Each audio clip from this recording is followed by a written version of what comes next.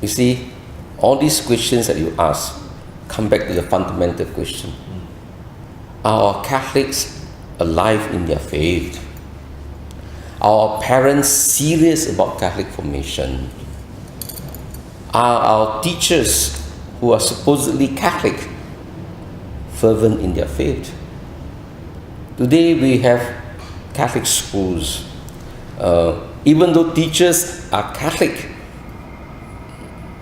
many of them don't even practice the faith. And many of our parents, do they put faith education as a priority, or whether they go to the top school? That is a priority. Which is more important? Make sure he has the best academic formation, or whether besides having a good academic formation, that values and faith are important. So it is we can say it's a multifaceted problem. It's not one. And then of course we know that in our Catholic schools, all our religious, our brothers and sisters, they are dying breed. Fewer and fewer.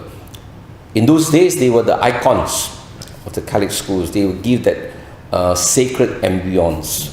Now in our Catholic schools, they are all run by lay people. So for me, we still can retain our Catholic ethos and values as before, or even better, provided we strengthen our teachers who are Catholics, provided our parents are willing to send their children to Catholic schools. Of course, there are also limitations because of MOE and so on governing admission to the schools. But even if the Catholic schools, presently most of our schools range between 10 to 20% of the Catholic population. So in the school, we have more, about 80% who are non-Catholics, and teachers about 3/4 are non-Catholics. But they're in a Catholic school. But the fact that in a Catholic school, they know the Catholic ethos and values, which many of them also support. The fact that many parents prefer their children to be taught in Catholic school means, although they don't have the faith, but they subscribe to the Catholic values that are being taught.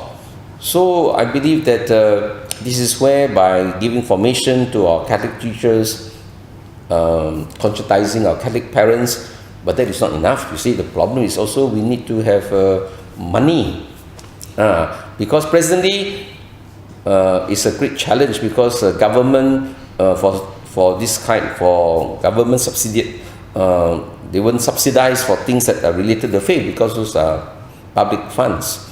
So they will have to raise money to build their own chapel. For Catholic activities, we have to use our own money. And so it's a bit challenging, I think, for the Catholic principal to raise funds. On top of that, the principal has to look after the other dimension of the schools. So again, this is where, how can the church support them financially?